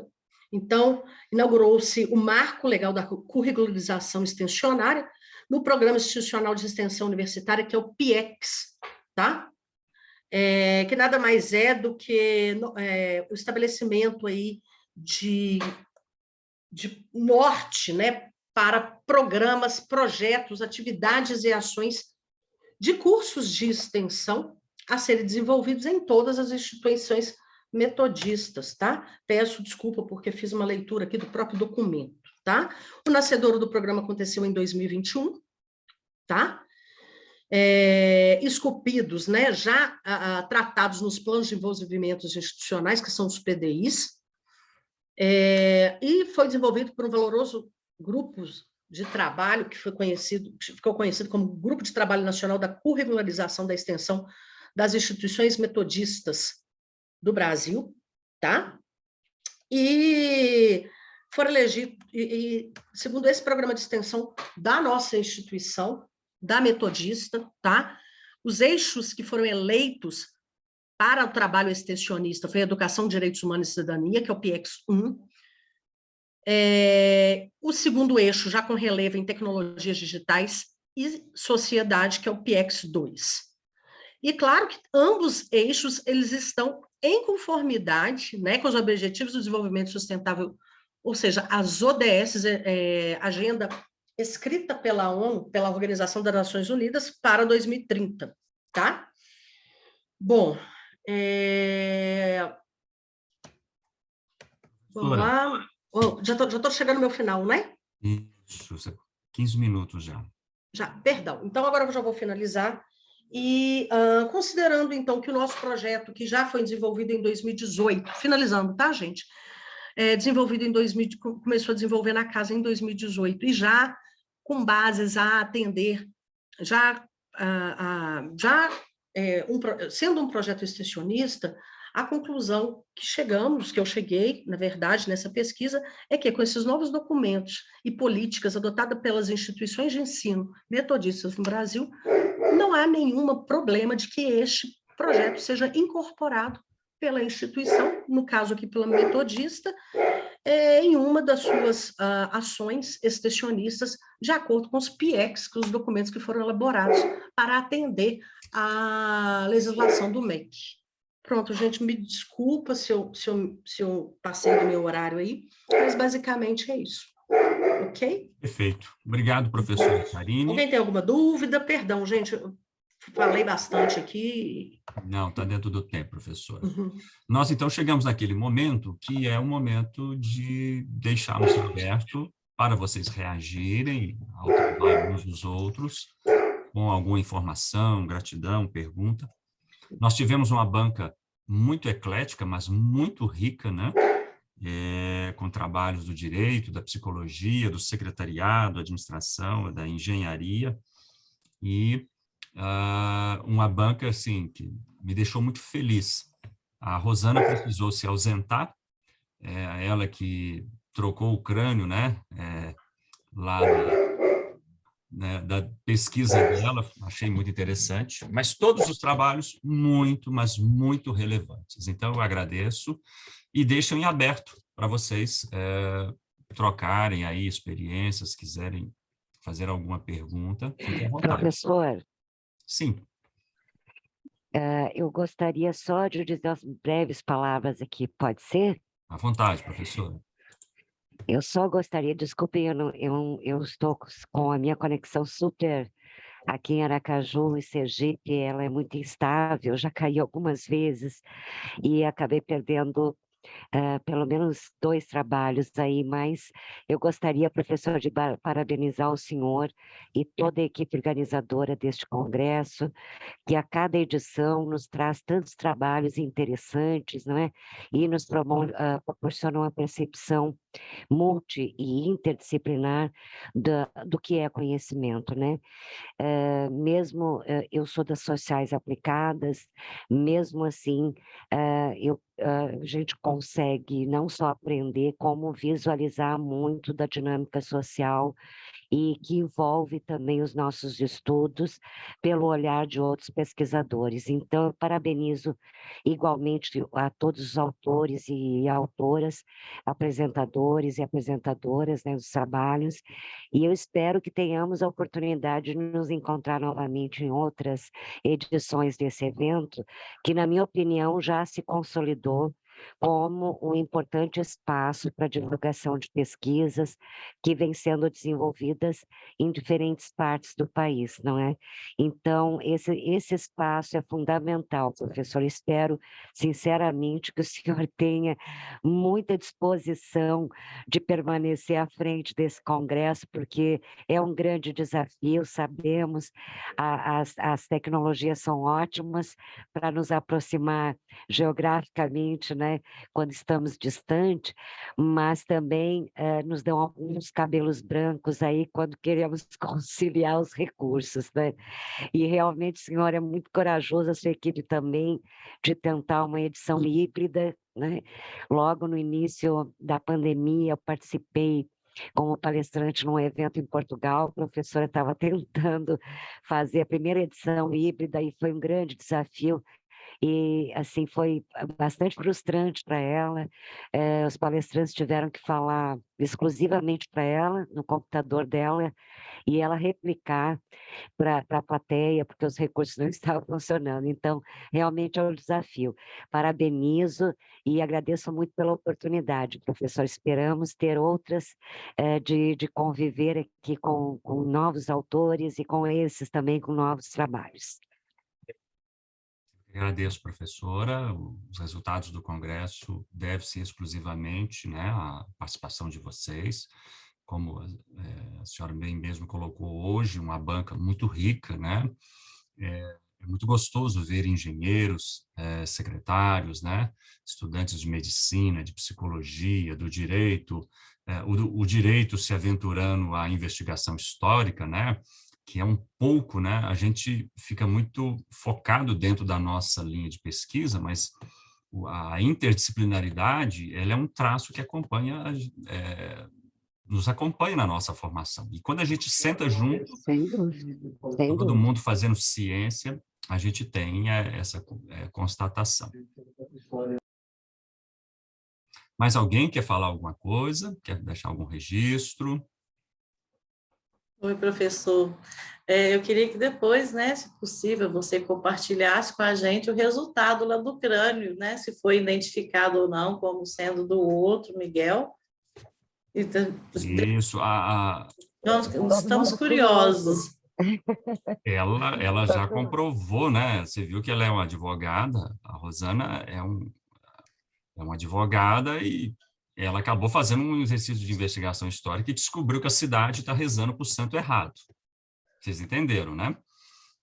Eles achavam que o dono do crânio era um bandeirante e, na verdade, o verdadeiro estava lá, o tronco dele revirando, viu, Nayane, né? Você que aí falou sobre o crânio. Então, está descoberto, né? Eu até mandei um e-mail para ela, ela deixou aqui o telefone e contatos, eu vou reproduzir novamente, porque é o seguinte, esse trabalho dela, só para vocês terem uma ideia, né? A ciência é algo fantástico, porque você começa a descobrir coisas, veja bem, ela deve estar trabalhando, seja como advogada da cidade ou como uma estagiária, não sei, mas ela vai poder apresentar aquilo para o Ministério Público, aquilo pode se tornar um documentário, um programa de televisão, aquilo vai se desdobrando, aquilo vai dar muita confusão, muito pano para manga, né? E, assim, quem quiser fazer um contato com ela aí, depois trocar figurinha, conversar com ela, porque aquilo é uma descoberta fantástica, né? E é um trabalho que é o que vocês fazem, que é que o Zé Bruno fez lá no secretariado, a Nayane fez, né? Aí o Gustavo, é um trabalho aí dos psicólogos, né? A gente começa a levantar as coisas, investigar e acha alguma coisa que, de repente, vai ficando muito grande. Então, o Congresso é muito gostoso por causa disso.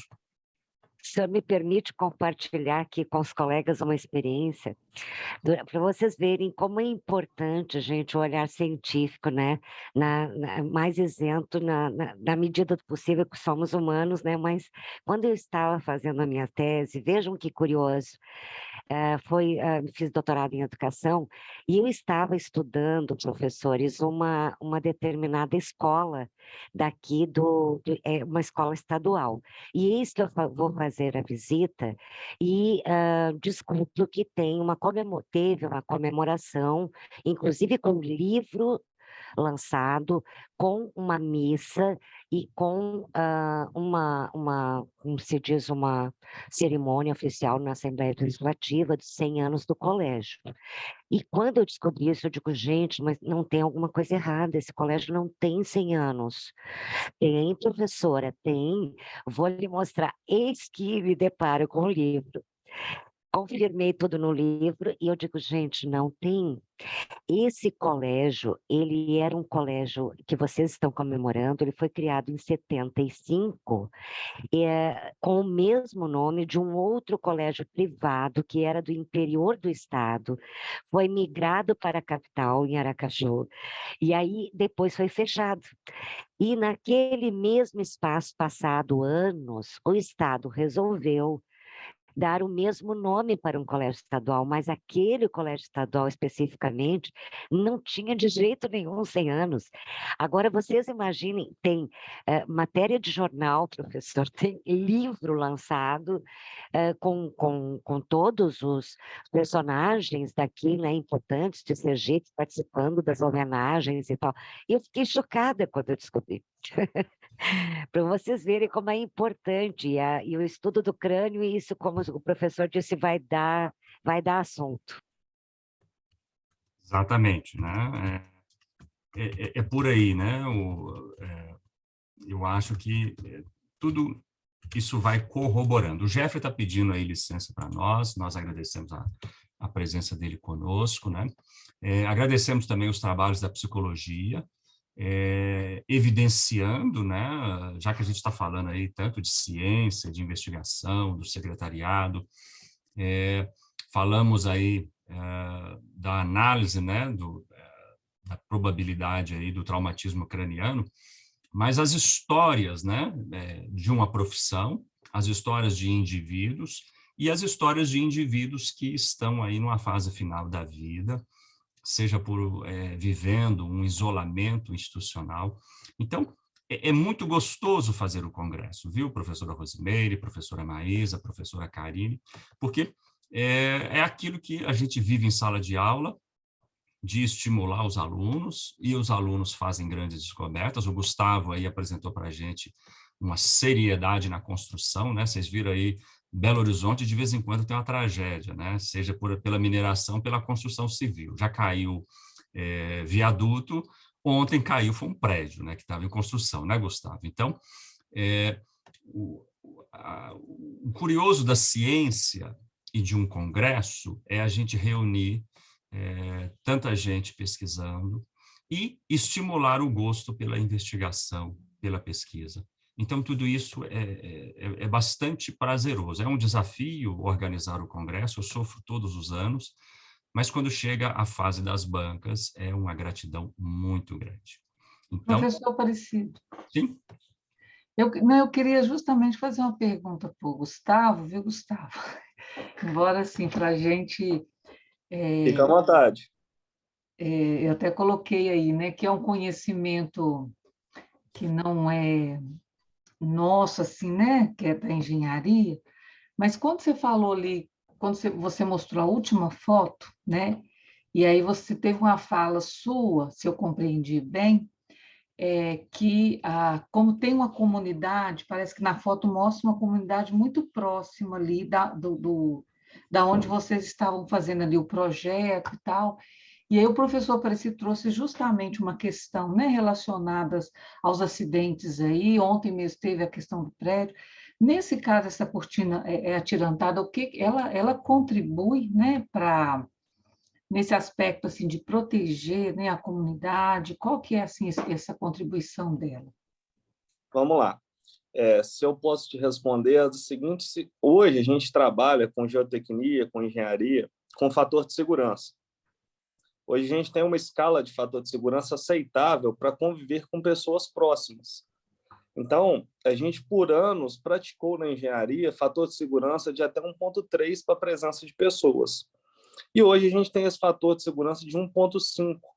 O objetivo daquela obra de implantação da cortina atirantada era garantir o fluxo de uma locomotiva com um trem carregado acima e fazer com que a comunidade que estivesse na parte de baixo tivesse dentro de um padrão de segurança de uma construção civil que fosse permitida a habitação, que era de 1,5.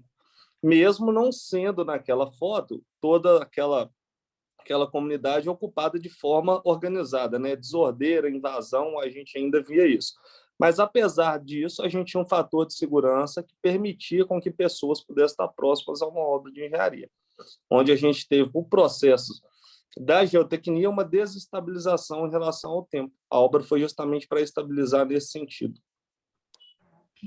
E quando você fala aí desse ponto de segurança 1,5, né, a gente assiste às vezes, né, os documentários, os noticiários, quando vai a fiscalização, em muitos locais, né, tá 1,1, né, assim, muito baixo, e aí a gente começa a entender também, né, o quanto é importante atentar para esse grau, buscar cada vez mais esse 1,5 de segurança para evitar esses acidentes, né, e mais mortes aí da comunidade, das pessoas, né?